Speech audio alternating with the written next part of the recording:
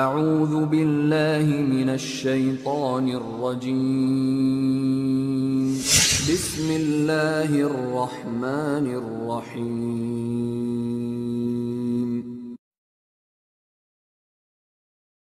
طلع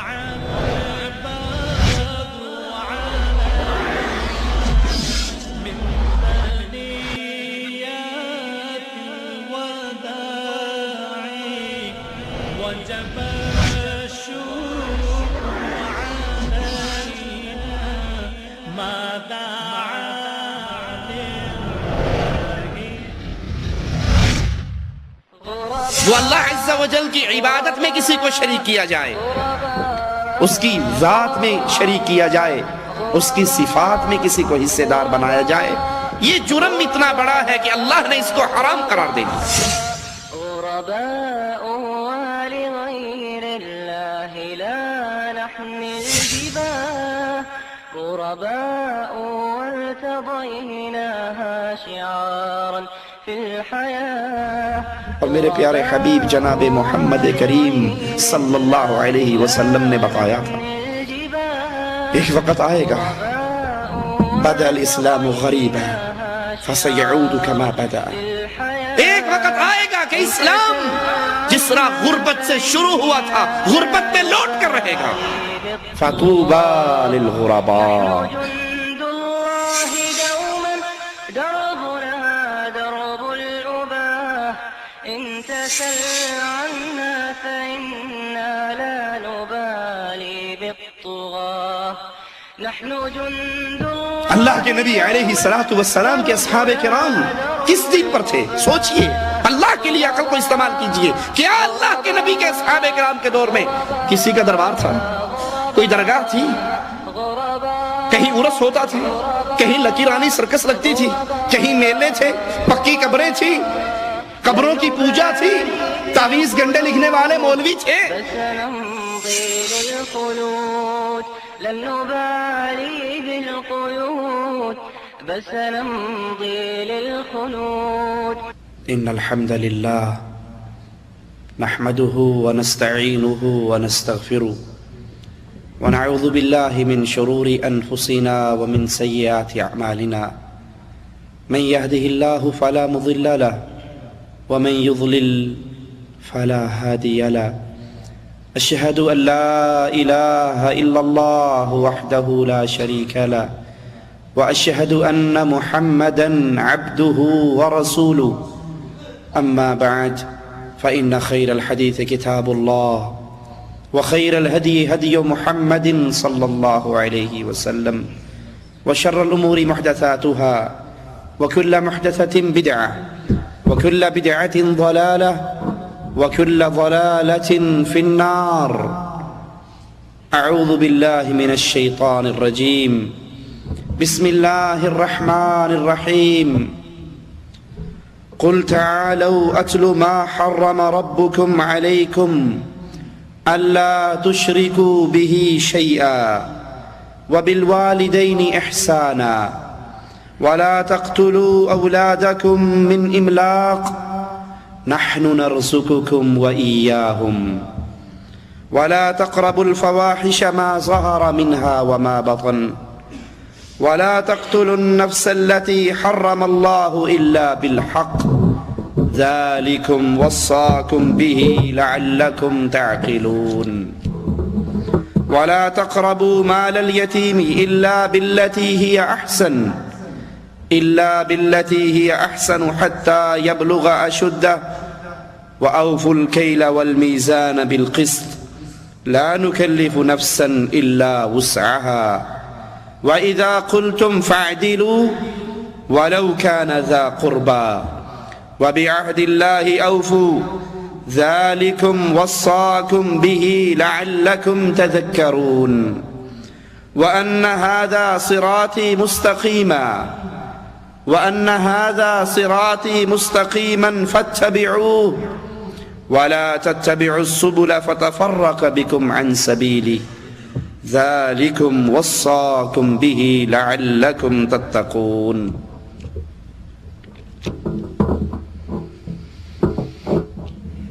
قرآن حکیم کی ان آیات کے بارے میں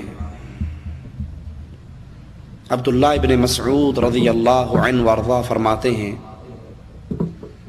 من اراد ان ينظر الى وصیت محمد صلی اللہ علیہ وسلم، جو چاہتا ہے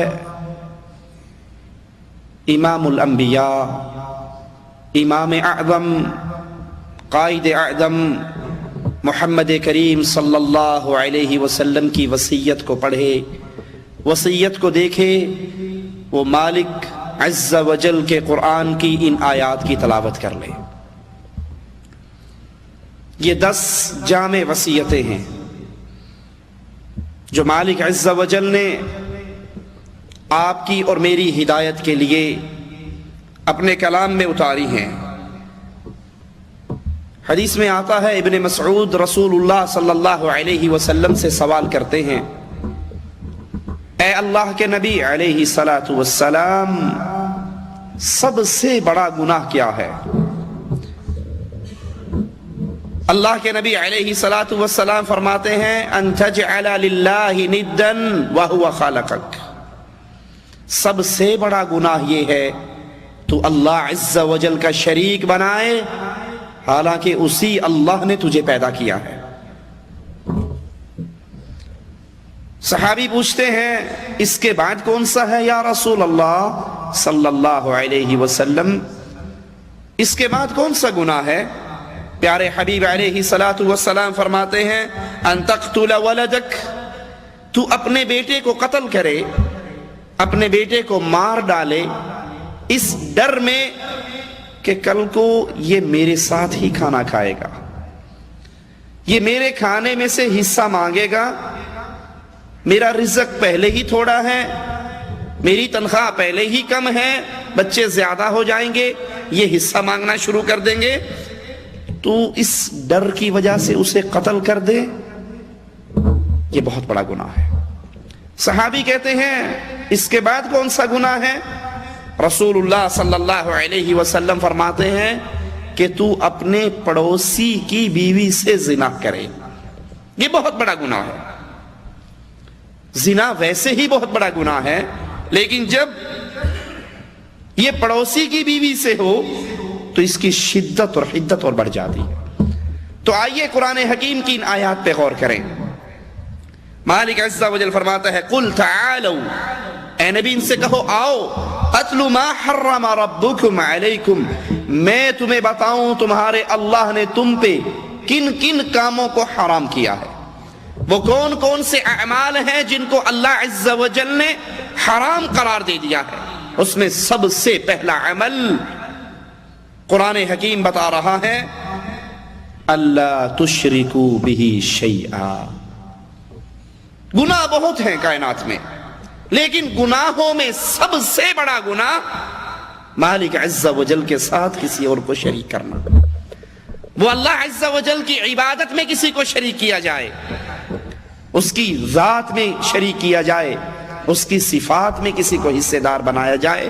یہ جرم اتنا بڑا ہے کہ اللہ نے اس کو حرام قرار دے دیا، اور افسوس یہ جتنا بڑا گناہ ہے آج مسلمان کلمہ پڑھ کر اتنے ہی اس کے اندر گرفتار ہو چکے ہیں۔ یہ مسجدیں جو اللہ کا گھر ہیں، یہ مسجدیں جو اللہ کی وحدانیت کے آوازیں بلند کرنے کے لیے بنتی ہیں، آج انہی مسجدوں سے شرک کی دعوت پھیلتی ہے۔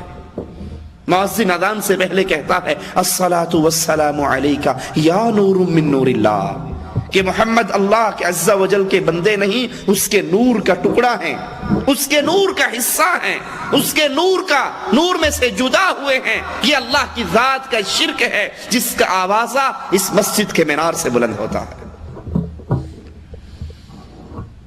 مالک عز و جل نے حرام کیا اللہ کی عبادت میں کسی اور کو شامل کیا جائے۔ پکارنا اللہ کو اللہ کی عبادت ہے، الدعاء هو العبادہ، دعا ہی تو عبادت ہے، پکارنا ہی تو عبادت ہے۔ افسوس ان مسجدوں سے آج کلمہ پڑھنے والے، نماز پڑھنے والے غیر اللہ کو پکارتے ہیں۔ تقریر ہوتی ہے، نعرہ رسالت یا رسول اللہ کے نعرے نہیں لگتے، نعرہ حیدری یا علی کے نعرے نہیں لگتے، نعرہ غوثیہ یا غوث اعظم کے نعرے نہیں لگتے، یہ سب سے بڑا حرام عمل ہے، اللہ تشرکو بہ شیئا، کہ تم اللہ عز و جل کے ساتھ کسی اور کو شریک ٹھہراؤ۔ یہی جرم یہودیوں نے کیا، یہی جرم عیسائیوں نے کیا، سابقہ امتیں یہ جرم کر کے برباد ہو گئی۔ اور آج کڑوی بات ہے لیکن حق کڑوا ہوا کرتا ہے۔ یہ امت مسلمہ، یہ امت محمدیہ پوری دنیا کے خطے میں کونے کونے میں ذلیل ہو رہی ہے۔ اس کی ذلت کی ایک وجہ ہے کہ یہ اپنے رب کی عبادت میں غیروں کو شریک ٹھہراتی ہے۔ کوئی علاقہ دیکھ لو، کہیں ہندوؤں سے مار کھا رہے ہیں، کہیں یہودیوں سے مار کھا رہے ہیں، کہیں عیسائیوں سے مار کھا رہے ہیں، کہیں کوئی قوم ہمیں مار رہی ہے، کہیں کوئی قوم۔ ذلت کی وجہ کیا ہے؟ یہ نہیں کہ ہم تھوڑے ہیں، یہ نہیں کہ ہمارے پاس طاقت نہیں ہے، یہ نہیں کہ ہمارے پاس مال نہیں ہے۔ جتنے امیر مسلمان ہیں شاید ہی کوئی ہو۔ وجہ کیا ہے؟ سب کچھ ہوتے ہوئے امت مار کیوں کھا رہی ہے؟ کیونکہ امت اللہ کی عبادت میں غیروں کو شریک ٹھہراتی ہے۔ اور افسوس وہ یہ عمل شرک کے نام پہ نہیں کرتی، ایمان کے نام پہ کرتی ہے۔ شرک کو اصل اسلام سمجھ لیا گیا ہے۔ آج اگر کسی کو دعوت دو، یہ قبروں کی پوجا، یہ قبروں پہ سجدے، یہ مردوں کو پکارنا یہ حرام ہے، وہ کہتے ہیں یہ مجنون ہے، یہ وہابی ہے، یہ پاگل ہے۔ اصل دعوت انبیاء کی دعوت، توحید کی دعوت آج اس کو دینے والے پاگل اور مجنون کے نام سے جانے جاتے ہیں۔ اور میرے پیارے حبیب جناب محمد کریم صلی اللہ علیہ وسلم نے بتایا تھا ایک وقت آئے گا، بدأ الاسلام غریبا فسیعود کما بدأ، ایک وقت آئے گا کہ اسلام جس طرح غربت سے شروع ہوا تھا غربت میں لوٹ کر رہے گا۔ فطوبى للغرباء، اے غریبوں تمہارے لیے مبارکباد ہے، اللہم اجعلنا منہم ومعہم۔ اسلام غربت سے چلا، چچا نے کہا یہ پاگل ہے، چچا بات ماننے کے لیے تیار نہیں، ابو جہل ماننے کے لیے تیار نہیں، ابو لہب ماننے کے لیے تیار نہیں۔ مکہ والوں کے سامنے وہ مکہ والے جو امین بھی کہتے تھے، جو صادق بھی مانتے تھے، جب ان کو یہ دعوت دی گئی تو کہا اس پر جادو ہو گیا ہے۔ اسلام غریب، ایک غلام مان رہا ہے، ایک بچہ مان رہا ہے، ایک عورت مان رہی ہے، ایک بوڑھا مان رہا ہے، باقی ماننے کے لیے تیار ہی نہیں۔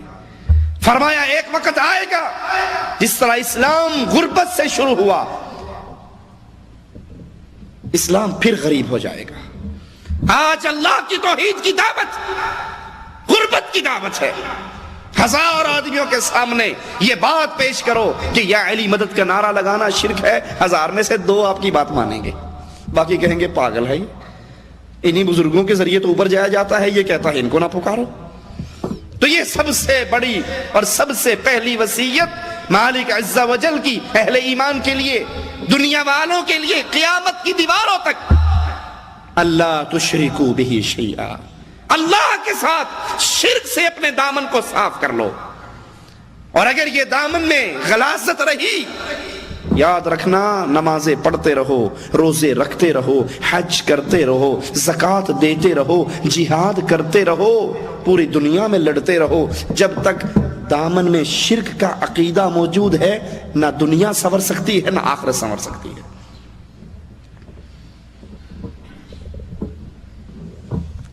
اور جب یہ توحید خالص ہو جاتی ہے، شرک نکل جاتا ہے، تو مالک کا اعلان ہے کم من فئۃ قلیلہ غلبت فئۃ کثیرہ، کتنے ہی تھوڑے تھوڑوں کو اٹھاتا ہوں اور زیادہ لوگوں پہ حاوی کر دیتا ہوں۔ وہ غلبہ نصیب کیسے ہوتا ہے؟ اللہ پر ایمان کی صورت میں، عقیدہ توحید کی صورت میں۔ تو سب سے پہلی دعوت کو یاد کیجئے، شرک کو سمجھیے۔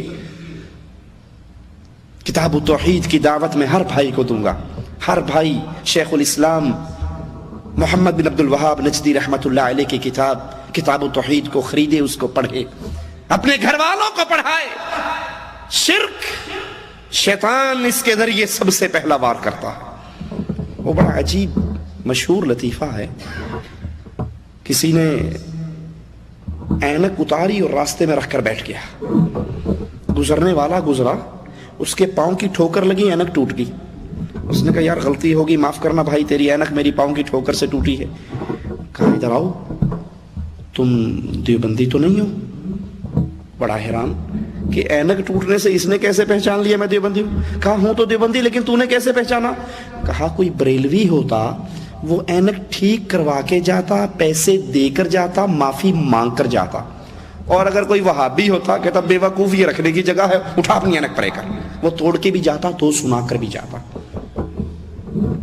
شیطان کا پہلا وار انسان کے اوپر سب سے پہلے عقیدہ توحید میں ہوتا ہے. جب انسان شرک میں داخل ہو جائے پھر شیطان کو کوئی ضرورت نہیں کہ اس کا اخلاق خراب کرے, اس کا کردار خراب کرے, اس کے معاملات خراب کرے. کیوں؟ جب وہ شرک کروا لیتا ہے بے پرواہ ہو جاتا ہے کہ جتنے مرضی چیلے لگا لے, جتنے مرضی عمرے کر لے, جتنے مرضی روزے رکھ کر لے, جب مرے گا سیدھا جہنم میں داخل ہوگا. تو سب سے بڑی بیماری شرک کی بیماری ہے. اس کو پڑھیے, اس کو سمجھیے, اس کے لیے وقت نکالیے, اپنے گھر والوں کو پڑھائیے, اور پھر اس دعوت کو لے کر ہر گلی اور کوچے میں پہنچ جائیے کہ لوگوں, اللہ کا پہلا حق یہ ہے اللہ تشرکو بہ شیئا, اللہ کے ساتھ شرک نہ کرو. دوسری وصیت, اور یاد کر لیجئے جب بھی اللہ کی عبادت کے بعد مالک نے کسی چیز کو بیان کیا ہے, وَبِالْوَالِدَيْنِ إِحْسَانًا, جہاں اللہ کا حق ہے, اللہ کے حق کے فوراً بعد مالک اکثر مقامات میں قرآن حکیم میں والدین کا حق بیان کرتا ہے. وَقَضَىٰ رَبُّكَ أَلَّا تَعْبُدُوا إِلَّا إِيَّاهُ وَبِالْوَالِدَيْنِ إِحْسَانًا. یہ اللہ کا فیصلہ ہے, عبادت صرف اللہ کی ہوگی, سجدہ صرف اللہ کے لیے ہوگا, طواف عبادت ہے بیت اللہ میں جا کر بیت اللہ کا صرف اللہ کے لیے ہوگا, نظر صرف اللہ کے لیے, نیاز صرف اللہ کے لیے, محبت, خوف, توکل, بھروسہ, امید, یہ سب اللہ کے لیے. اور اللہ نے دوسرا حق جو بیان کیا, دوسری وصیت جو کی ہے, وَبِالْوَالِدَيْنِ إِحْسَانًا, اپنے والدین کے ساتھ نیک سلوک کرنا. یاد کر لیجئے دنیا کی ہر نعمت مل جاتی ہے. بیوی نہیں ٹھیک, طلاق دے دو گے اور نکاح ہو جائے گا. بچہ نافرمان ہے اور نکاح کرو گے اللہ اور اولاد دے دے گا. ہر نعمت کو کما سکتے ہو, ہر نعمت کو حاصل کرنے کا کوئی نہ کوئی ذریعہ ہے, لیکن ماں باپ کی نعمت دوبارہ نصیب نہیں ہوتی. اور یہ اتنا بڑا جرم ہے کہ اس کی سزا اللہ دنیا میں رہتے ہوئے انسان کو دیتا ہے. جو ماں باپ کا نافرمان ہے, جو ماں باپ کا گستاخ ہے, ماں باپ کے نافرمان کو سزا اسی دنیا میں رہتے ہوئے ہو جاتی, مل جاتی. اگلے جہان میں جو سزا ہے سو ہے, اسی دھرتی پہ رہتے ہوئے وہ اپنے اس عمل کی سزا دنیا میں پا کے جاتا. عبداللہ ابن عباس رضی اللہ عنہما سے کوئی سوال کرنے والے نے کیا کہ ماں باپ کے ساتھ حسن سلوک, احسان قرآن حکیم میں بار بار آیا ہے, تو احسان کا مطلب کیا ہے؟ فرمایا احسان یہ بات کوئی ایک دو جملوں میں نہیں سمجھائی جا سکتی, یہ تو بڑے لمبے معانی کی حامل ہے. کہا اچھا اگر احسان اتنے لمبی بات ہے تو پھر یہ بتائیے کہ والدین کی نافرمانی کیا ہے, عقوق والدین کیا ہے؟ ابن عباس رضی اللہ عنہما فرماتے ہیں کہ انسان کے پاس ایک کپڑا ہو, چادر ہو جس پہ مٹی پڑی ہوئی ہو, اور وہ اس کو جھاڑے اور وہ مٹی اڑ کر باپ کے اوپر گر جائے. دہراؤں اپنی بات کو, مٹی ہو انسان کے کپڑوں میں اور باپ کے پاس کھڑے ہو کے وہ جھاڑ دے اور مٹی باپ کے سر پہ, باپ کے اوپر گر جائے, اللہ کے ہاں وہ نافرمان لکھ دیا جاتا ہے. مالک کیوں کہتا ہے کہ ان کو اف بھی نہیں کہنا. اف سمجھتے ہو کیا ہے؟ آپ گرمی میں ڈیوٹی کر کے گھر آئے, امی کہتی ہے جا بیٹا بازار سے دودھ پکڑ لا. آپ دودھ لے کر ابھی آ کر بیٹھے تھے, وہ کہتی بیٹا بھول گئی, وہ تو عصیر بھی چاہیے تھا, عصیر بھی لے کر آؤ. آپ کہتے پہلی دفعہ ہی کیوں نہیں بتا دیا, اتنی گرمی میں بار بار کیوں بھیج رہے ہو؟ اچھا چلو کوئی بات نہیں, جاؤ لے کر آؤ. آپ جاتے ہو, لے کر آتے ہو, واپس آئے, او بیٹا وہ تو دہی بھی چاہیے تھا, وہ نہیں لائے. اب آپ کو بار بار گرمی میں جانا پڑ رہا ہے. اف کہنا حرام ہے والدین کو. یہ اف کیا ہے؟ تیسری بار جو آپ گئے تو طبیعت میں غصہ آتا نا, یہ جو ہے یہ حرام ہے. مالک کہتا ہے یہ سب سے چھوٹا جملہ ہے. باپ کی ماں کی کسی بات پہ انسان کو غصہ آئے اور وہ چلتے ہوئے اف، یہ سب سے چھوٹا جملہ ہے. اور یہ کہنا ماں باپ کو حرام ہے. وہ بدنصیب کیسا ہے جو بیوی کے کہنے پر ماں کو گھر سے نکال دیتا ہے. وہ بدنصیب کیسا ہے جو بیوی کے کہنے پر باپ کو اولڈ ہاؤس میں جمع کروا آتا ہے کہ بڈھا رات کو کھانستا ہے، ہماری نیند خراب ہوتی ہے، بیگم صاحبہ کی نیند خراب ہوتی ہے. اے بدنصیب، بیوی تو ایک نہیں 10 مل جائیں گی، لیکن ماں اور باپ دوبارہ نہیں ملے گا. تو نہیں سمجھتا جب تو بچہ تھا رات کو روتا تھا، تیرا باپ تجھے کندھے لگا کے جاگا کرتا تھا. تو پیشاب کر دیا کرتا تھا، سردیوں کی رات میں ماں گیلی جگہ پہ سوتی تھی، تجھے خشک پہ سلاتی تھی. تجھے تکلیف ہو جاتی، ماں باپ ساری ساری رات رو رو کر گزارا کرتے تھے.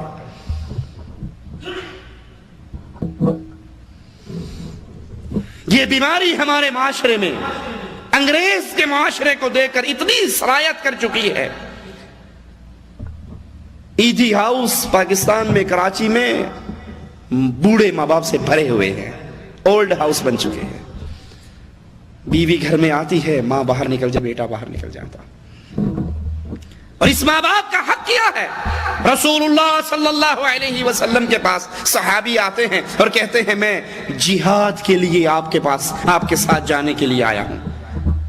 کہا کیا تیرے ماں باپ زندہ ہیں؟ کہا ہاں، نہ صرف زندہ ہیں بلکہ میں جہاد کے لیے جب نکلا تو وہ رو رہے تھے.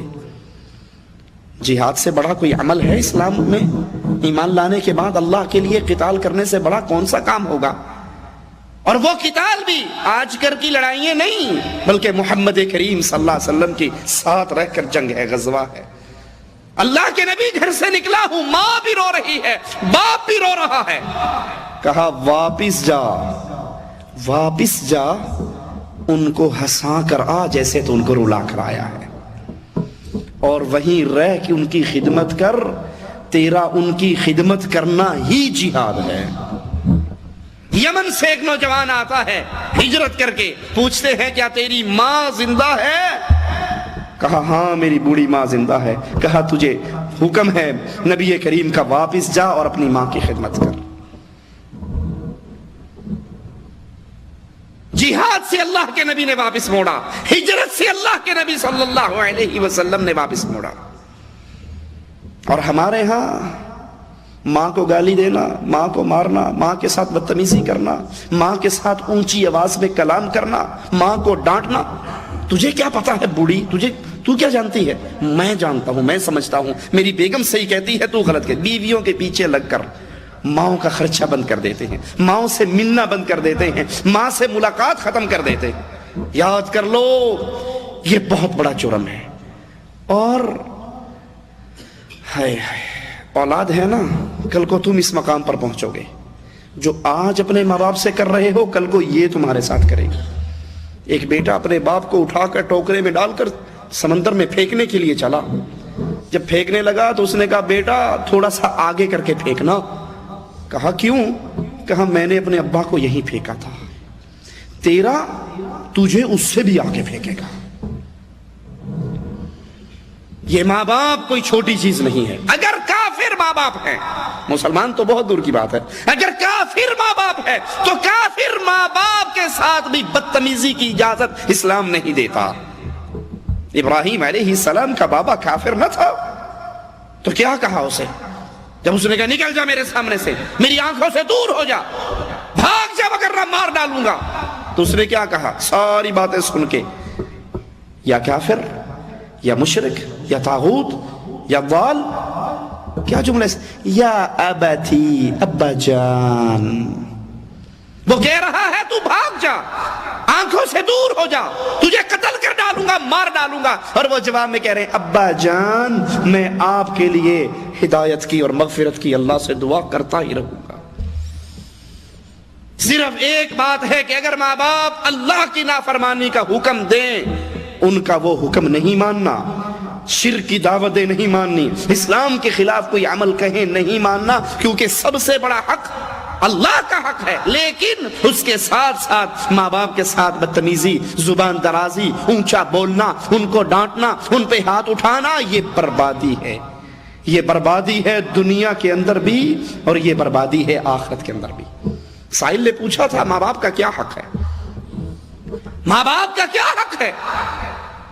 ماں باپ کا حق سن لیجئے، ایک جملے میں پوری کہانی سمٹ جاتی ہے۔ فرمایا ماں باپ تیرے لیے یا جنت ہیں یا جہنم ہے۔ یہ دولت چھٹ جائے تو پھر اس کا احساس ہوتا ہے، یہ باغ ڈھل جائے، ماں کی قدر پوچھنی ہے تو پوچھو جس کی مر گئی ہے، باپ کی قدر پوچھنی ہے اس یتیم سے پوچھو جس کے سر پہ عید والے دن ہاتھ رکھنے والا کوئی نہیں ہوتا۔ ماں باپ تیرے لیے جنت ہے یا ماں باپ تیرے لیے جہنم ہے؟ سائل پوچھتا ہے مجھ پہ سب سے بڑھ کر حق کس کا ہے؟ فرمایا تیری ماں کا۔ کہا پھر؟ کہا تیری ماں کا۔ کہا پھر؟ کہا تیری ماں کا۔ کہا پھر؟ کہا تیرے باپ کا۔ انسان جوں جوں بڑا ہوتا ہے حقوق بڑھ جاتے ہیں، لیکن یاد کر لیجئے ایک امام، اس کی والدہ فوت ہوئی تو بہت روئے۔ شاگردوں نے کہا اتنا کیوں روتے ہو؟ کہا ماں کے مرنے پر نہیں روتا، اس لیے رو رہا ہوں کہ جنت کا ایک دروازہ کھلا ہوا تھا آج بند ہو گیا۔ ماں کی خدمت کر کے جنت کا ایک دروازہ میرے لیے کھلا تھا، اس کے مر جانے سے آج وہ دروازہ بند ہو گیا ہے۔ ایک تابعی ساری رات اپنی والدہ کی ٹانگیں دباتے رہے، والدہ سے باتیں کرتے رہے، اور دوسرے ساری رات اس کا بھائی تہجد کی نماز پڑھتا رہا۔ سبحان اللہ۔ صبح ہوئی تو کہنے لگے میں نے ساری رات اپنی والدہ کی خدمت کی، ان کی ٹانگیں دبائی، میرے بھائی عمر نے ساری رات نماز اور تہجد میں گزاری، اگر یہ مجھے کہے نا کہ تو تہجد کی نماز کا ثواب تو لے لے اور ماں کی ٹانگیں دبانے خدمت کرنے کا ثواب مجھے دے دے تو اللہ کی قسم کبھی نہیں دوں گا۔ یہ ساری رات رکوع و سجود میں رہا، لیکن ماں کی خدمت کرنے کے اجر و ثواب کو میں اس کے اجر و ثواب سے کم نہیں بہتر سمجھتا۔ یہ ماں ہے، یہ باپ ہے جس کی دعائیں، حدیث میں آتا ہے باپ اولاد کے لیے دعا کرتا ہے تو اللہ بھی اس کو رد نہیں کرتا۔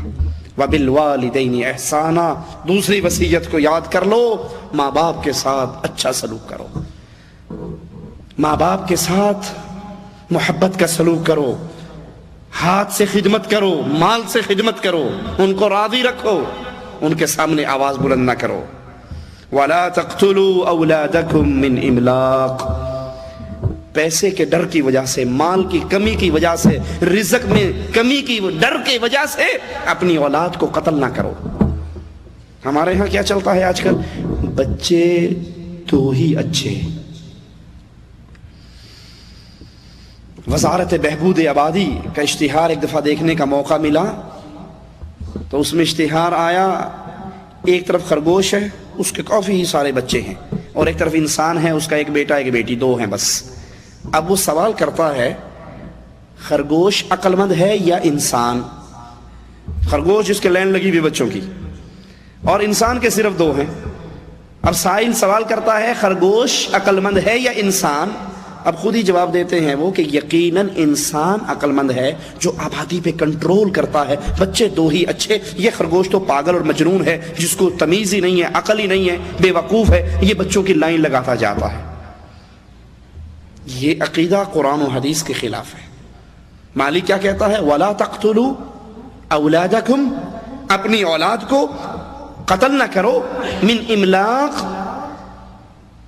ایک مربے سے پہلے 4 بندے کھاتے تھے، اگر بچے زیادہ ہو جائیں گے تو اب بھی یہی ذریعہ ہے تو کہاں سے کھائیں گے؟ نَحْنُ نَرْزُقُكُمْ وَإِيَّاهُمْ، تمہارا داتا بھی اللہ ہے اور ان سب کا داتا بھی۔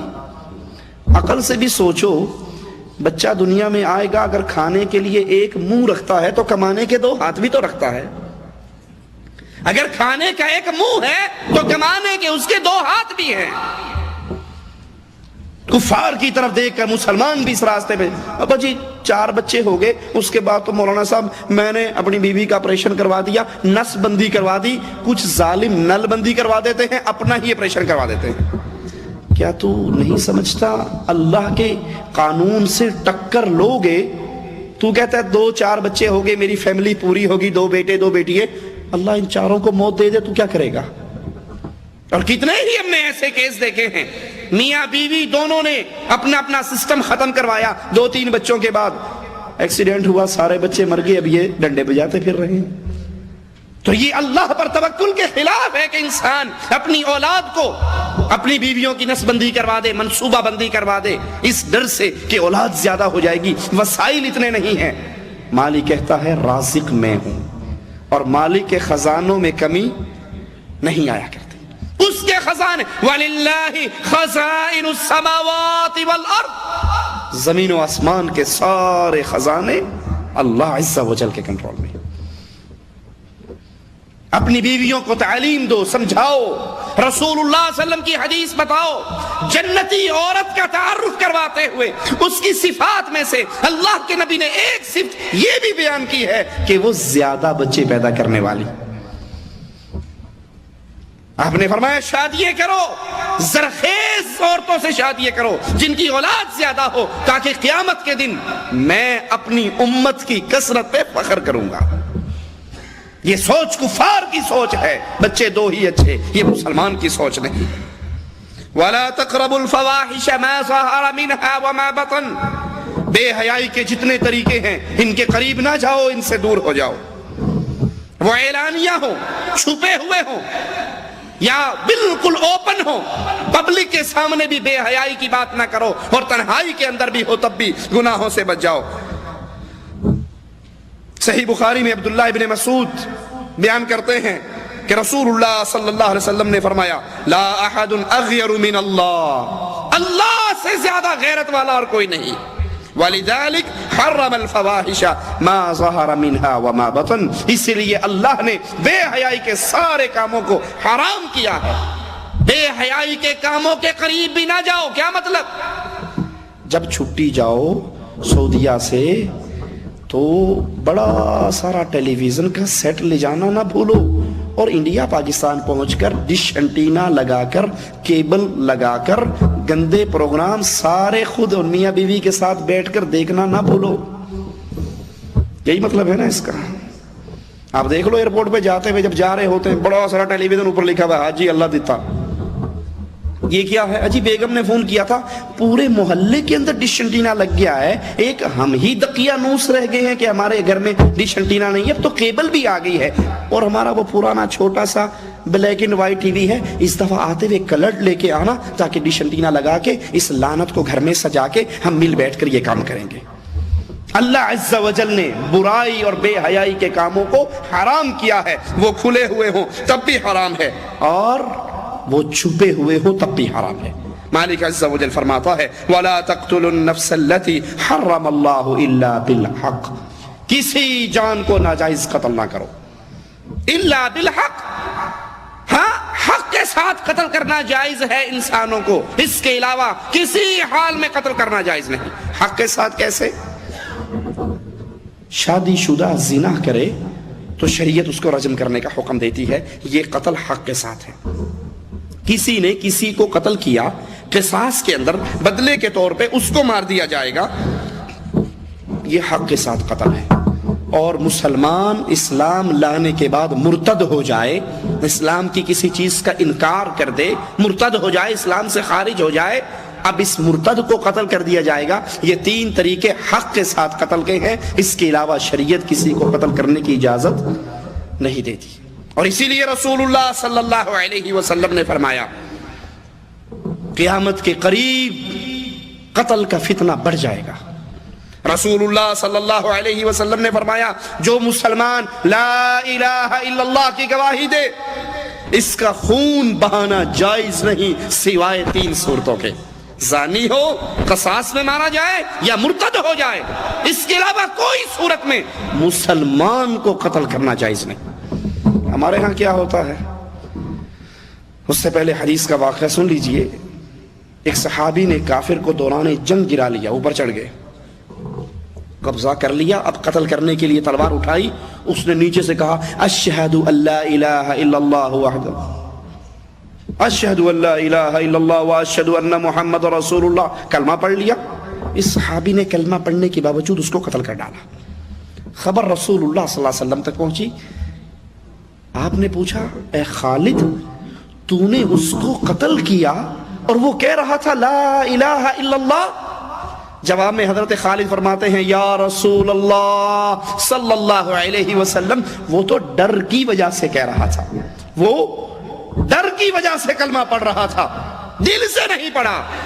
پیارے حبیب نے فرمایا کیا خالد تو نے اس کا دل چیر کے دیکھ لیا تھا کہ وہ ڈر کی وجہ سے پڑھ رہا ہے اور دل و جان سے نہیں پڑھ رہا؟ اے خالد تیرا کیا حال ہوگا قیامت کے دن جب وہ اپنا کلمہ اللہ کے دربار میں پیش کرے گا کہ اللہ میں کلمہ پڑھ رہا تھا اس کے باوجود مجھے مار دیا گیا، اپنے ہاتھوں کو اپنے سر پہ رکھ کر کہتے ہیں اللہ میں خالد کے اس عمل سے بری ہوں۔ بظاہر یہی نظر آتا ہے، ظاہری بات یہی ہے کہ وہ نیچے گرا ہوا، تلوار اٹھی ہوئی اور اس نے پڑھ لیا، ہو سکتا ہے ڈر کے ہی پڑا ہو، لیکن اللہ کے نبی کیا کہتے ہیں کیا تو نے اس کا دل چیر کے دیکھا؟ اب سوچئے کہ وہ جنگ کے اندر گرا ہوا کلمہ پڑھے تو اس کو قتل کرنے کی اجازت نہیں۔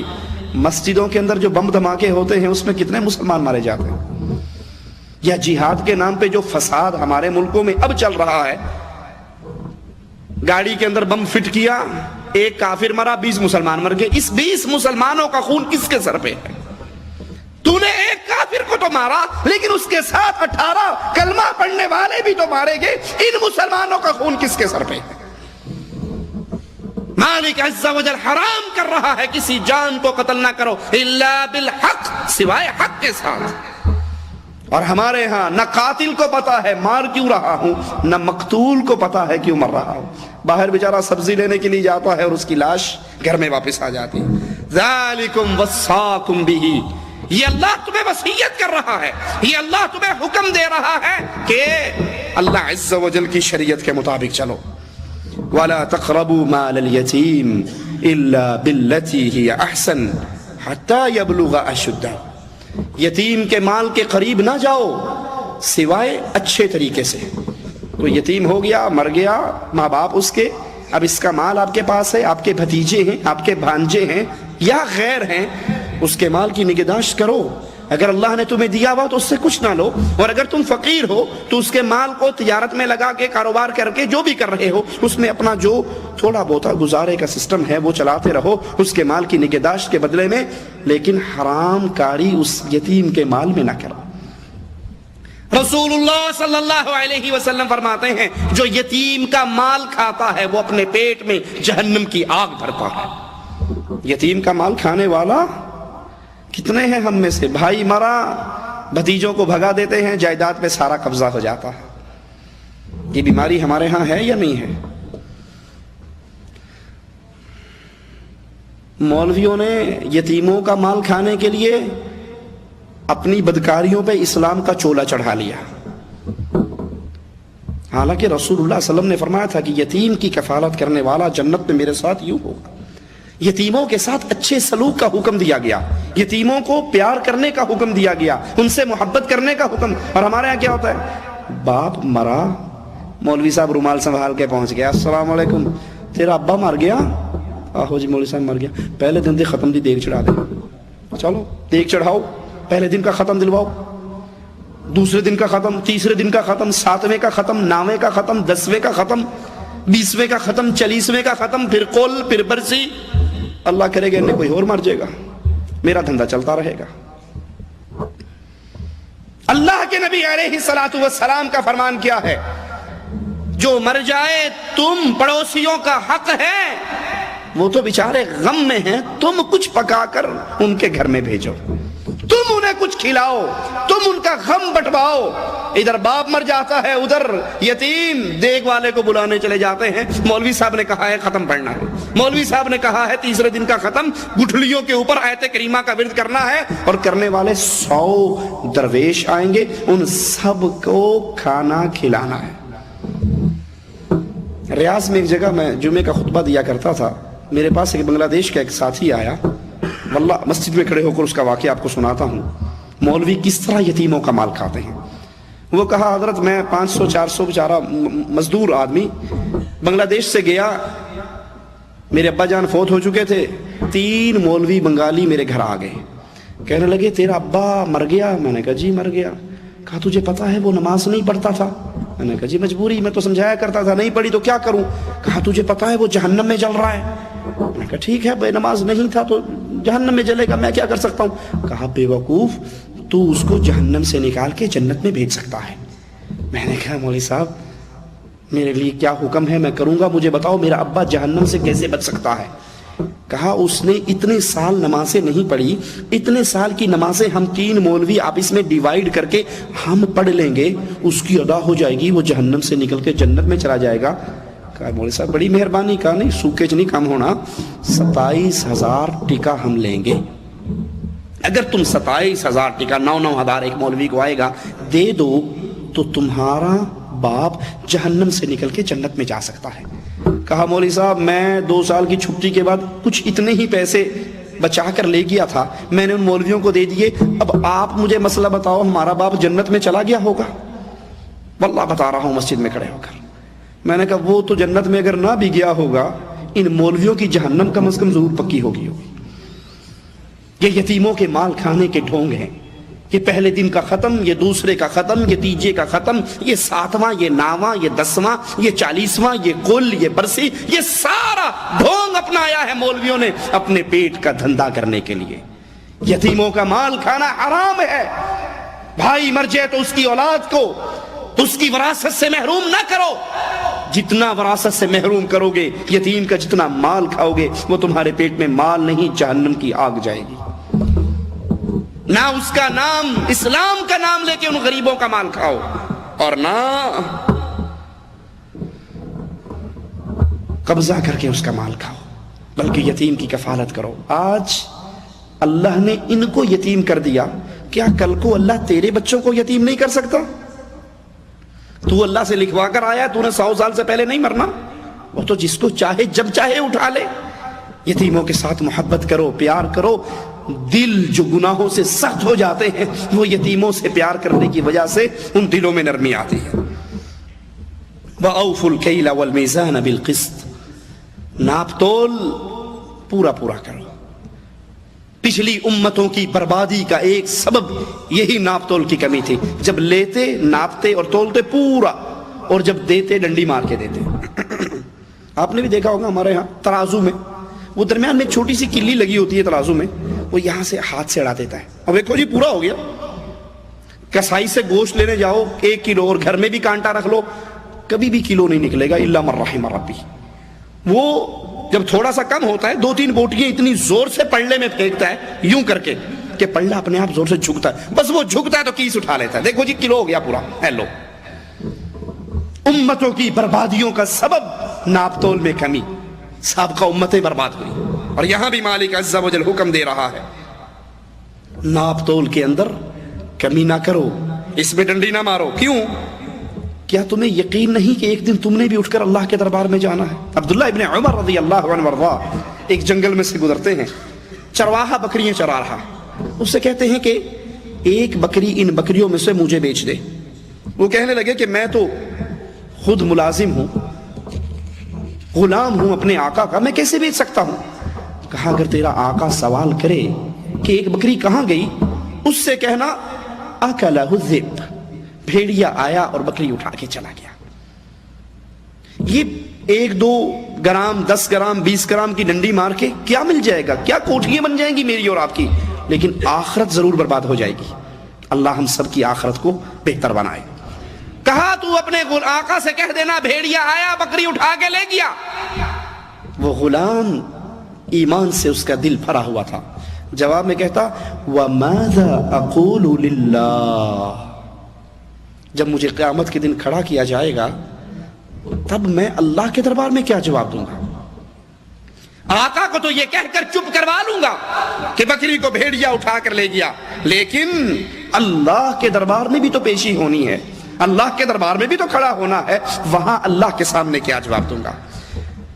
وَإِذَا قُلْتُمْ فَاعْدِلُوا، جب بھی بات کرو عدل والی کرو، وَلَوْ كَانَ ذَا قُرْبَى، اگرچہ وہ بات اپنے ہی کسی کے خلاف جا رہے ہو۔ یہ نہیں کہ گواہی دیتے ہوئے اگر گواہی کسی اپنے کے خلاف آ گئی تو فوراً ڈنڈی مار جاؤ، اور غیر قوم کے خلاف آ گئی تو بالکل سیدھے ہو جاؤ۔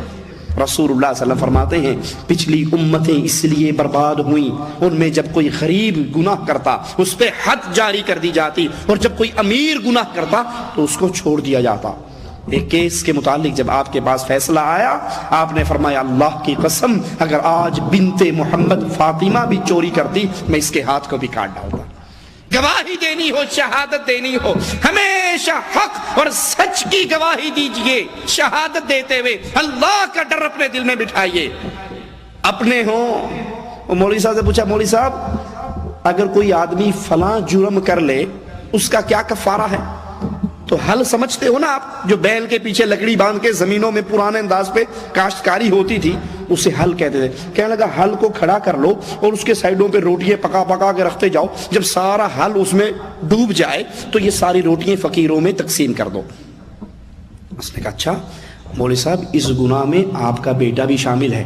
کہتا اچھا، کہتا ہاں، کہتا حل نو لمبا پالو تے دے اوتے روٹیاں رکھنے لگ جاؤ، جنہیں چھپ جے وہ بن دے۔ جب پتہ لگا میرا بیٹا بھی اس گناہ میں شامل ہے تو کہا کھڑا کرنے کی بجائے لمبا ڈال لو، اس کے اوپر روٹیاں رکھتے رہو، جتنی 15-20 روٹیوں سے بھر جائے گا اس کو۔ کبھی بھی گواہی دیتے ہوئے یہ نہ دیکھیے میرے سامنے میرا بھائی ہے، عزیز ہے، دوست ہے، دوستی خراب ہو جائے گی۔ آپ دوستی خرابی کی بچت کے لیے جھوٹ بول جاؤ گے، کہیں اس کی وجہ سے آپ کی اور اللہ کی دوستی خراب نہ ہو جائے۔ تو مالک حکم دے رہا ہے وَإِذَا قُلْتُمْ، جب بھی بات کرو، جب بھی فیصلہ تمہارے پاس آئے تو فوراً فَاعْدِلُوا، عدل والی بات کرو، وَلَوْ كَانَ ذَا قُرْبَى، اگرچہ یہ فیصلہ کسی قریبی کے خلاف کیوں نہ جاتا ہو۔ وَبِعَهْدِ اللَّهِ أَوْفُوا، اللہ کے وعدے کو پورا کرو، اللہ کے ساتھ کیے ہوئے عہدوں کو پورا کرو، اللہ کے نام پہ کوئی عہد کر لو اس کو بھی پورا کرو۔ آپ سے اور مجھ سے ایک عہد میرے اللہ عز و جل نے لیا ہے عالم ارواح کے اندر۔ قرآن حکیم خبر دیتا ہے عالم ارواح میں اللہ نے سب سے عہد لیا، پوچھا الستو بربکم، الستو بربکم، کیا میں تمہارا رب نہیں ہوں؟ قالوا بلا شہدنا، سب نے گواہی دے کر کہا کہ اللہ تو ہمارا رب ہے۔ وہ قبروں کو پوچھتے ہوں، وہ مندروں کو پوچھتے ہوں، عالم ارواح میں وہ اللہ سے عہد کر کے آئے ہیں کہ ہم مانتے ہیں اے اللہ تو ہمارا رب ہے۔ مالک نے کہا پھر 2 بہانے قیامت کے دن میں نہیں سنوں گا، 2 بہانے قیامت کے دن اللہ نہیں سنے گا۔ کون کون سے؟ پہلا بہانہ انا کنا عن ھذا غافلین، انا کنا عن ھذا غافلین، ہمیں تو پتہ ہی نہیں لگا اللہ دین کا، قرآن پڑھ ہی نہیں سکے، حدیث کو دیکھ ہی نہیں سکے، ترجمہ غور ہی نہیں کیا، ہم تو اس دین سے غافل رہے، صبح ڈیوٹی پہ جاتے تھے، رات کو آتے تھے، تھکے ٹوٹے گر کے سو جاتے تھے، اللہ ہم دین سے غافل رہے، ہمیں سزا نہ دے۔ کیا خیال ہے ہم میں سے کتنوں کا یہ بہانہ ہے کہ ہمیں ٹائم ہی نہیں ملتا؟ ایک نماز جو ہم دن میں 5 مرتبہ پڑھتے ہیں، میں اپنے نفس سے پوچھوں، آپ اپنے دل سے پوچھئے، ہم میں سے کتنے ہیں جنہوں نے اپنی آنکھوں سے صحیح بخاری صحیح مسلم کھول کر رسول اللہ کی نماز کا طریقہ، کتنے ہیں؟ اللہ جزائے خیر دے مملکت سعودی عربیہ کے حکمرانوں اور ذمہ داران کو، قرآن حکیم مجمع ملک فہد سے ہر زبان میں نکل چکا، اردو میں ہے، بنگلہ دیش میں ہے، کشمیری میں ہے، ہر زبان پشتو میں ہے۔ اب بھی کوئی یہ کہے کہ ہمیں موقع نہیں ملا، ہمیں ٹائم نہیں ملا، تو کیا یہ بہانہ اللہ کے سامنے چلے گا ہمارا؟ دوسری بات وجدنا علیہ آباءنا، ہمارا جرم کیا ہے؟ ہمیں جو ہمارے ماں باپ نے سکھایا، جو ان کو کرتے دیکھا وہی ہم نے کیا۔ اللہ کہتا ہے یہ 2 بہانے قیامت کے دن قبول نہیں ہوں گے۔ کیا خیال ہے ہماری بربادی میں یہی 2 باتیں ہیں؟ یا تو مجھے اور آپ کو دین سمجھنے کا ٹائم نہیں ہے، دین سیکھنے کا ٹائم نہیں ہے، اور اگر ہے تو پھر کہتے ہیں جی مولوی صاحب کیا کریں، ہمارے تو دادا ابا 11ویں دیتے آتے تھے، کیسے انکار کر دیں؟ یہ جو شرک بدعات ہو رہی ہیں یہ ہمارے ابا حضور کرتے آ رہے تھے، ہمارے بڑوں نے یہ کیا، اگر نہ کریں گے تو لوگ کہہ دیں گے یہ ماں باپ کا گستاخ ہے۔ میں مثال دے کے بات آگے چلاتا ہوں، کسی کا ابا موچی ہو، جوتے پر پالش کرتا ہو، اور اس کا بیٹا پڑھ لکھ کے ڈاکٹر بن جائے، دنیا میں کبھی کوئی اس کو تانا دے گا تیرا ابا موچی تھا تو ڈاکٹر کیوں بن گیا؟ کوئی تانا دے گا؟ اللہ کے لیے سوچو. کسی کے باپ کے پاس گدھا گاڑی تھی، گدھا ریڑی تھی، وہ اس پہ مزدوری کرتا تھا اور اس نے پیٹ پالا اپنے بچوں کا اپنا اور بچوں کو پڑھا لکھا کر اب بیٹا اس کا پروفیسر بن گیا. تو کیا خیال ہے کوئی اس کو تانا دے گا تیرا ابا کھوتی ریڑھی چلاتا سی تو پروفیسر سیٹ تے بیٹھا ہے؟ کوئی تانا دے گا اسے کہ تیرا ابا تو گدھا گاڑی چلاتا تھا تو یونیورسٹی میں کیوں بیٹھا ہے؟ اگر کوئی تانا دے بھی صحیح تو وہ کیا کہے گا؟ بے وقوف، میرے ابے نے پڑھا نہیں تھا، میرے ابا جی غریب تھے، ان کا باپ ان کو پڑھا نہیں سکا، بے علمی کی وجہ سے وہ موچی بنے یا گدھا بان بنے، گدھا ریڑھی چلانے والے بنے. میں پڑھ لکھ گیا ہوں، اس لیے میں نے روزی روٹی کمانے کا یہ راستہ اپنایا ہے. دنیا میں کوئی کسی کو تانا نہیں دیتا، اور جہاں معاملہ دین کا آتا ہے تیرا ابا تے کم کردا سی تو کیوں نہیں کردا؟ دین کے اندر دین اور اسلام کی بات آتی ہے تو فوراً ماں باپ کے دین کو پیش کر دیتے ہیں. ماں باپ نے یہ نہیں کیا. ہم جتنے سعودیہ میں آئے ہیں کیا ہمارے سب کے ماں باپ سعودیہ میں آئے تھے؟ پھر پوچھو بھئی تیرا ابا تے پاسپورٹ بھی نہیں بنوایا سی تو ایتھے کیوں آیا پھردا؟ یہ بہانہ شیطان کی طرف سے گڑا ہوا بہانہ ہے. اللہ کے عہد کو پورا کیجئے، اور اللہ کا عہد الستو بربکم، کیا میں تمہارا رب نہیں ہوں؟ سب نے مانا تھا اللہ تو ہمارا رب ہے. کہا دو باتیں نہ پیش کرنا قیامت کے دن. ایک بات ہم اس سے غافل تھے، دوسری بات بڑوں کے پیچھے چلے تھے. ذالکم وصاکم بہ لعلکم تذکرون، تم نصیحت پکڑو اس لیے تمہیں اللہ عز و جل یہ وصیت کرتا ہے. وَأَنَّ هَذَا صِرَاطِي مُسْتَقِيمًا فَاتَّبِعُوهُ وَلَا تَتَّبِعُوا السُّبُلَ، اور یہ راستہ میرا سیدھا راستہ ہے. وَأَنَّ هَذَا صِرَاطِي مُسْتَقِيمًا، رسول اللہ صلی اللہ علیہ وسلم نے ایک سیدھی لائن لگائی، حدیث میں آتا ہے سیدھی لائن لگائی، پھر اس کے سائیڈوں پر لائنیں لگائی، اور سیدھی لائن لگا کر کیا کہا؟ ہذا صراطی مستقیما، محمد کریم صلی اللہ علیہ وسلم کا راستہ یہ سیدھا راستہ ہے. فاتبعوہ، تم اس راستے پر چلو. سائیڈوں پر جو لائنیں لگائی، کہا ہر راستے پر شیطان بیٹھا ہے، ہر راستے پر شیطان بیٹھا ہے، وہ تمہیں گمراہ کرنا چاہتا ہے. ان دائیں بائیں کے راستوں پر نہ چلنا. میں اللہ کے لیے آپ سے ایک سوال کرتا ہوں، شیطان اگر اوریجنل شکل میں شیطان کے روپ میں آ کر دعوت دے تو کیا خیال ہے کوئی اس کی بات مانے گا؟ بولو. شیطان کے روپ میں آ کر کے میرے پیچھے لگ جا تو گیا گزرا گندا انسان، بے دین انسان بھی اس کی بات نہیں تسلیم کرتا. تو شیطان ہے، بے ایمان، تیرے پیچھے کون لگے گا؟ پھر شیطان کس روپ میں آتا ہے؟ بولو. مولوی کے روپ میں، شیخ کے روپ میں، پیر کے روپ میں، مرشد کے روپ میں، حاجی کے روپ میں. بڑا سارا امامہ ہے کندھے پہ اس کے، سارا کچھ ہے، اور بالکل نیک صوفی شریف بن کے کہتا ہے آجا چلیے. خود بھی جہنم میں جاتا ہے، اس کو بھی جہنم میں لے کر جاتا ہے. اللہ کے نبی نے فرمایا وَأَنَّ هَذَا صِرَاطِي مُسْتَقِيمًا، یہ سیدھا راستہ جنت کی طرف جانے والا یہ محمد کریم صلی اللہ علیہ وسلم کا راستہ ہے، اس کے اوپر چلو. نبی نے فرمایا یہودیوں کے 71 فرقے بنے، عیسائیوں کے 72 بنے، میری امت کے 73 بنیں گے. کلہم فی النار، سب جہنم کے اندر جائیں گے سوائے ایک جماعت کے. صحابہ فوراً پوچھتے ہیں من ہم یا رسول اللہ صلی اللہ علیہ وسلم، وہ ایک کون سی جماعت ہے، وہ کون سا گروہ ہے جو جنت میں جائے گا؟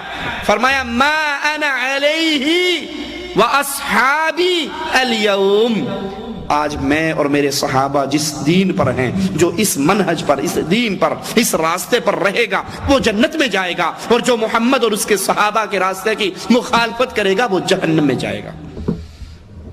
اللہ کے لیے پوچھتا ہوں صحابہ کیا تھے؟ دیوبندی تھے، بریلوی تھے، سنی تھے، نقشبندی تھے، چشتی تھے، قادری تھے، رضوی تھے، نوری تھے، سہر وردی تھے، وردی تھے، بغیر وردی تھے، کیا تھے؟ کیا صحابہ محمدی نہیں تھے؟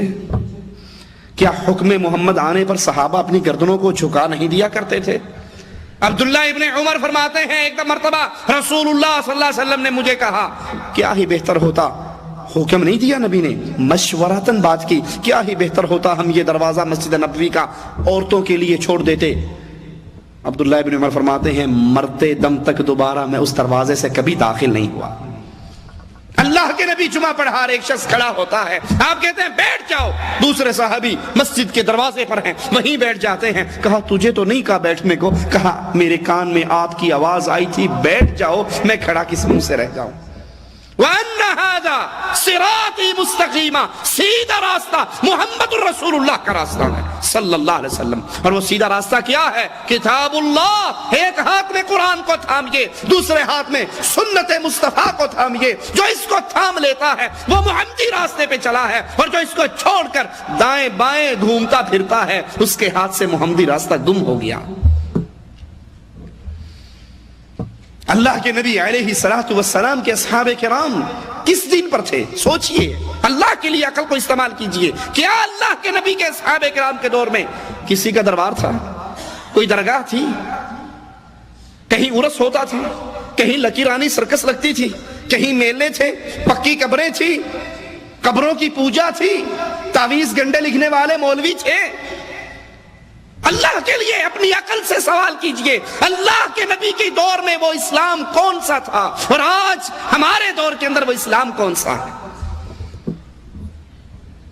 جو اسلام رسول اللہ کے دور میں تھا وہ صحیح اسلام ہے۔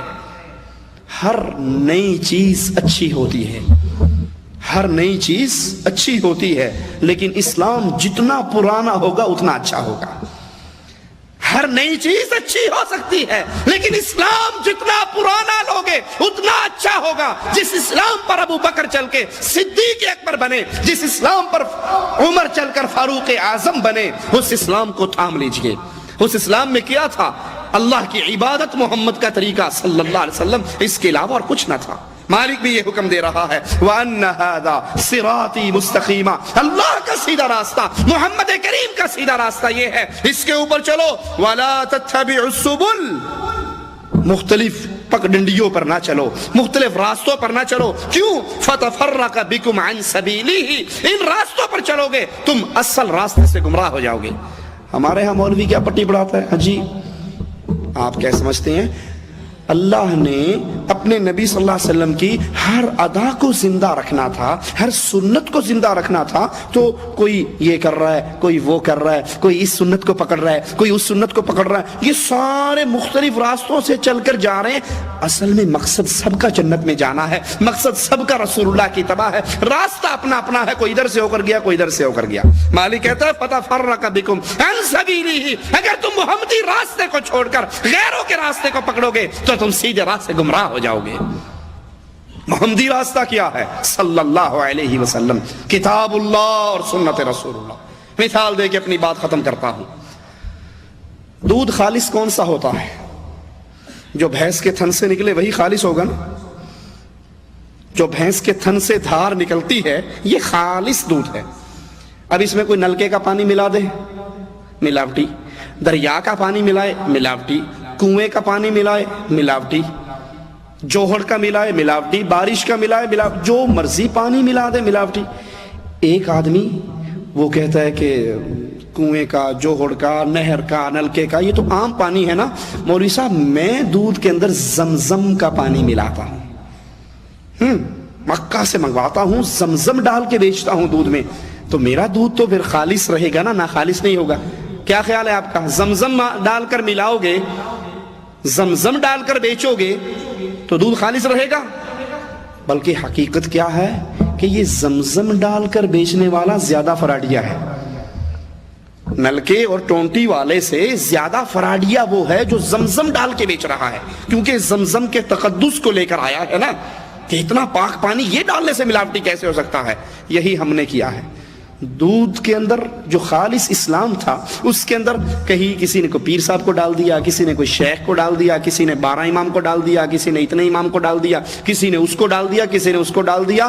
آپ اس میں کسی کو مرضی ڈال دو، دین کو آپ نے خالص نہیں رہنے دیا۔ دین خالص اسی وقت تک ہے جب تک یہ قال اللہ اور قال الرسول تک ہے۔ ذالکم وصاکم بہ لعلکم تتقون، یہ اللہ کی طرف سے حکم ہیں، وصیتیں ہیں، اس پہ عمل کرو، اس پہ عمل کرو گے تو تم متقی بن جاؤ گے، متقی بنو گے تو پھر اللہ سے امید ہے کہ اللہ ہمارے گناہوں کو معاف فرما کے ہمیں جنت الفردوس میں اعلیٰ مقام عطا فرمائے گا۔ اللہ تو ہمارے گناہوں کو معاف فرما دے، اللہ تو ہماری خطاؤں کو معاف فرما دے، اللہ تو ہماری سیاہ کاریوں کو معاف فرما دے، ہمیں زندہ رکھ، ایمان پر رکھ، اسلام پر رکھ، توحید پر رکھ، ہمیں موت دے تو اس حال میں دے۔ اے اللہ تو ہم سے راضی ہو، ہم تجھ سے راضی ہوں۔ اقول قولی ھذا واستغفر اللہ لی ولکم ولسائر المسلمین فاستغفروہ انہ هو الغفور الرحیم۔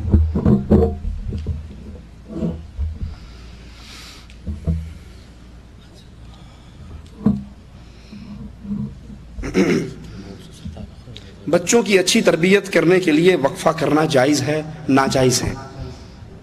یہ بہانے ہیں شیطان کے، جو عورتوں کو پٹی پڑھاتا ہے، 4 بچے ہو جائیں گے کیسے سنبھالوں گی؟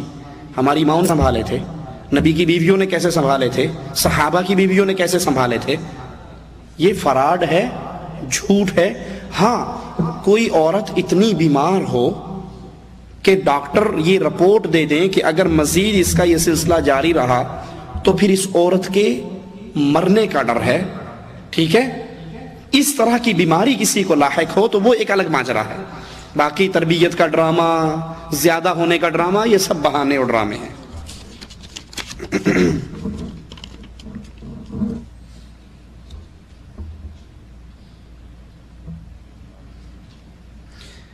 میرے 4 بچے ہو چکے ہیں، کسی ایک کا بھی حقیقہ نہیں کروایا، اب سب کا اکٹھا کوئی گائے بھینس کی شکل میں 4 کا ایک وقت میں ہو سکتا ہے۔ اللہ نے مال دیا ہے تو آپ ان کی طرف سے کر دیں، یہ صدقہ ہوگا، کیونکہ اس عقیقے کا وقت گزر چکا ہے۔ 7ویں دن سنت ہے عقیقہ کرنا، اور اگر وہ بڑے ہو چکے ہیں، اگر آپ کریں گے تو صدقے کا ثواب انشاءاللہ ملے گا۔ اگر جن یا شیطان کا آسیب ہو اور کوئی بھی آسیب زدہ ہو تو اس کے لیے اس کو کیسے ٹھیک کریں؟ تعویذ کی ضرورت نہیں پڑتی، صرف دعا کرنے سے تو جن شیطان نہیں چھوڑے گا، تو کیا کریں؟ تعویذ کرنے سے چھوڑ دے گا؟ شیاطین اور جنات کا علاج اللہ مالک کا یہ قرآن ہے۔ شیاطین اور جنات کا علاج اللہ مالک کا یہ قرآن ہے۔ تعویذ تو مولوی کے پیٹ کا دھندا ہے، اسے پتہ ہے خالی پھونک ماروں گا نا، دم کر کے خالی کیتا تو کچھ ہے نہیں، تو پیسے ہیں بھی لے لے، کچھ لکھ کر دوں گا تو کہیں گے بھی محنت ہوئی ہے، کچھ سائن ہوئے ہیں، سیاہی لگی ہے۔ اب تو مولوی اتنے زیادہ ایڈوانس ہو گئے ہیں، تعویذوں کے لیے انہوں نے مہریں چھاپ چھاپ کے رکھی ہوئی، اب لکھتے نہیں، وہ دور گیا، ایڈوانس آ گیا نا، اب ٹھپا لیا مارا اور دے دیا، ٹھپا لیا اور مارا اور دے دیا، ٹھیک ہے۔ رسول اللہ صلی اللہ علیہ وسلم نے فرمایا کسی کے گھر سورۃ بقرہ پڑھی جائے روزانہ تو شیطان وہاں سے بھاگ جاتا ہے۔ یہ طریقے ہیں، قرآن کو پڑھیے، سورۃ بقرہ کو پڑھیے، اور رقیہ شرعیہ بازار سے کیسٹ ملتی ہے، کتاب ملتی ہے، وہ گھر میں چلائیے، اس دعاؤں کو پڑھیے، مریض کے کان میں آیت الکرسی پڑھیے، سورۃ فاتحہ پڑھیے، تو انشاءاللہ شیاطین بھاگ جائیں گے۔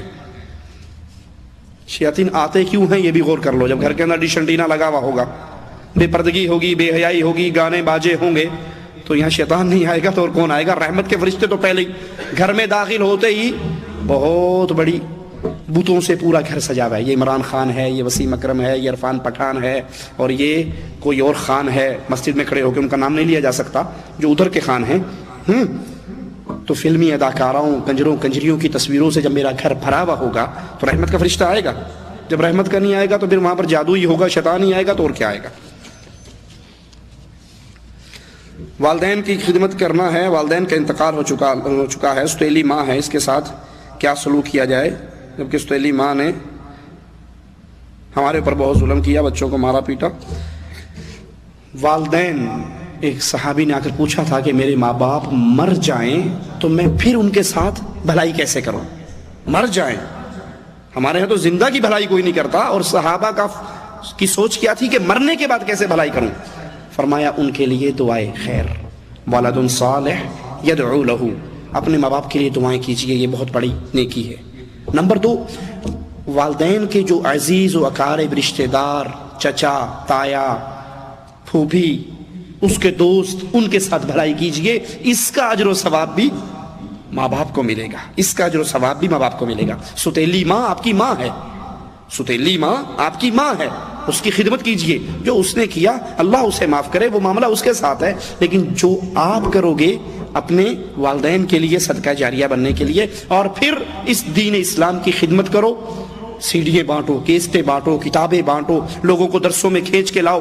آپ کے ذریعے جتنے دین کی خدمت ہوگی آپ کو بھی ثواب ملے گا اور ماں باپ کو بھی ثواب ملے گا. یہ کرنے کے کام ہیں. ہم تو یہ کرتے نہیں ہیں، اور جب چھٹی جاتے ہیں دیگ پکا کے مولوی کو بلایا، کھانا کھلایا، اور اس سارا ثواب باپ کی روح کو بلٹی کر دی اور وہاں سے بلٹی چھوٹ جاتی ہے.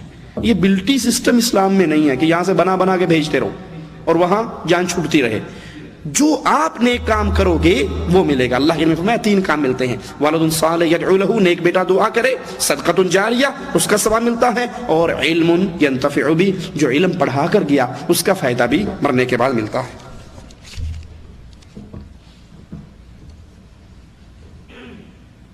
کیا بچہ 2 سال کا ہونے سے پہلے اس کا دودھ چھڑایا جا سکتا ہے؟ میاں بیوی راضی ہوں مل کر اس کا دودھ چھڑوانا چاہیں تو کوئی حرج نہیں. والد سے بات نہ کرنے والے کے لیے کیا حکم ہے؟ انا للہ و انا الیہ راجعون.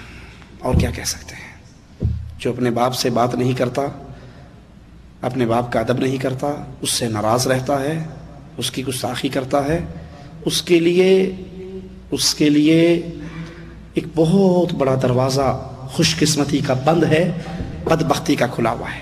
یہ باپ اس کے لیے جنت ہے، یہ باپ اس کے لیے جہنم ہے. اگر ناراضگی باپ سے، اور ناراضگی شرعی عذر کی بنیاد پر بھی ایسی ناراضگی نہیں ہو سکتی کہ آپ اس کی گستاخی کرو. صرف اس کی شریعت کے خلاف حکم کو ماننا نہیں ہے، لیکن اس سے بائیکاٹ کرنا، بول چال چھوڑنا، لڑائی جھگڑا کرنا، گالی گلوچ کرنا، یہ مسلمان کا طریقہ نہیں ہے. اگر وہ اللہ کے نبی کی امتی ہے، کلمہ پڑھتا ہے اللہ کے نبی کا، تو اس مسئلے کے اندر بھی اپنا آئیڈیل رسول اللہ صلی اللہ علیہ وسلم کی احادیث کو بنائے.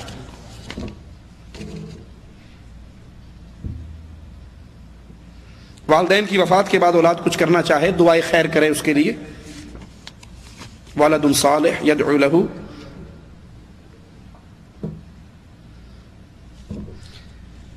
یا کوئی بھی آپ اس والد رحمت اللہ علیہ ہو گئے، اللہ کے پاس چلے گی، اللہ ان پہ رحمتیں کرے، ان کا مال بچا ہوا ہے، اس مال کو اللہ کے راستے میں لگائیے، ٹھیک ہے، ان کی طرف سے کوئی مدرسہ، کوئی مسجد، کوئی صدقہ جاریہ، یہ صورت ہے.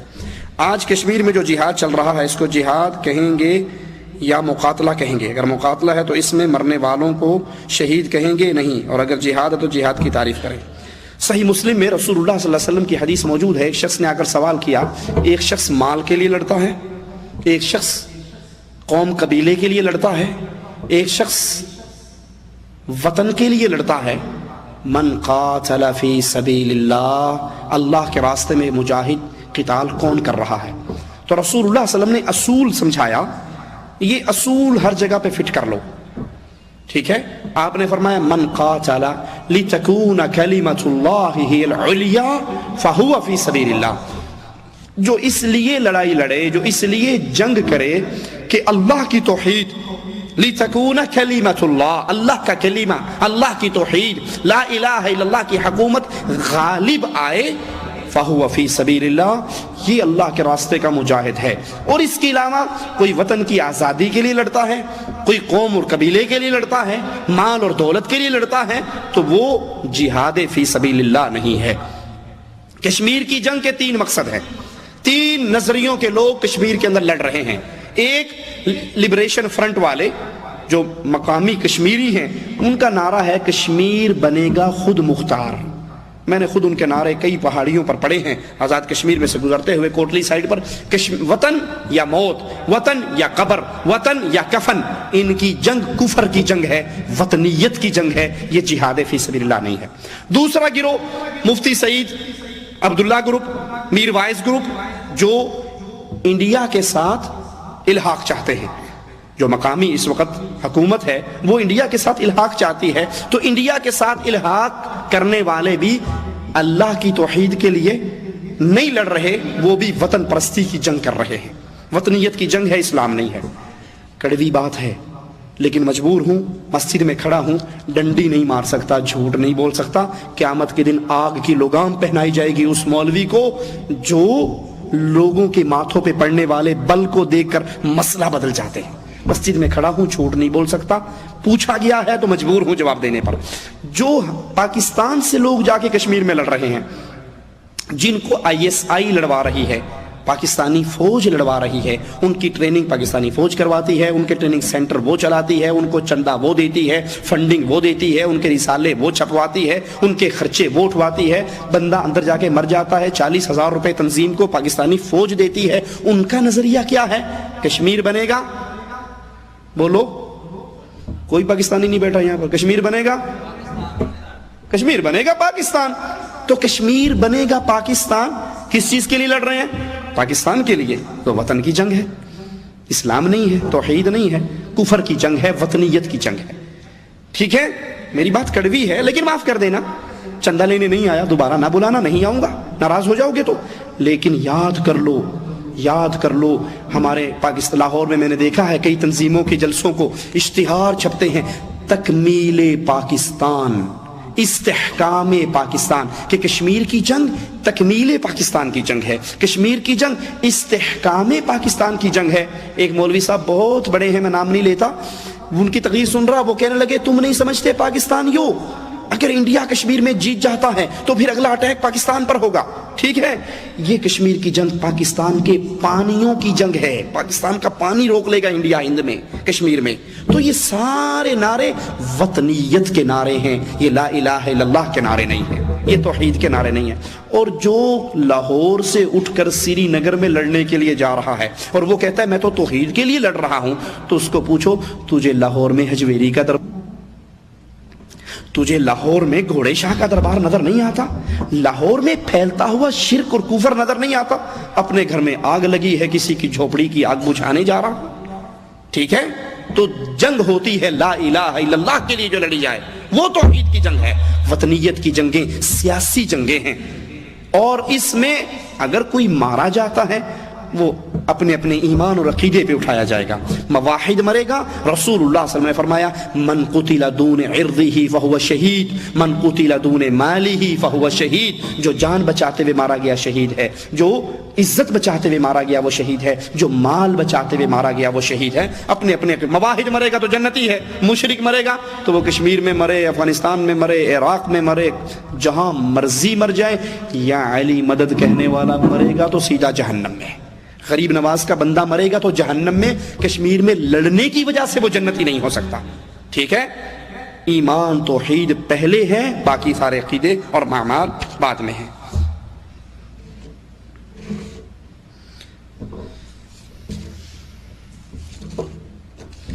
یہ بھائی سفید کاغذ کیوں بھیج رہے ہیں؟ میں لکھ کے سوال آپ کو دوں کیا؟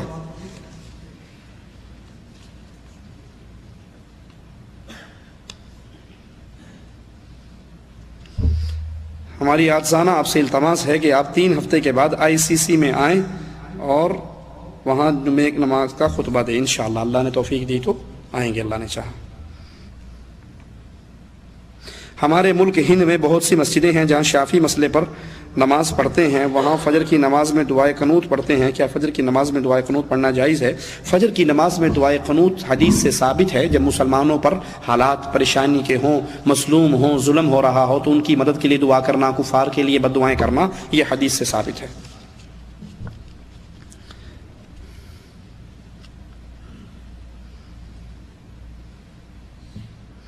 ایک آدمی داڑھی کٹاتا ہے، میں نے کہا یہ غلط کرتے ہو، داڑھی چھوڑ دو۔ اس نے کہا میری مجبوری ہے کیونکہ میں خود حجام ہوں، لمبی داڑھی رکھ کر کیسے یہ کام کروں گا؟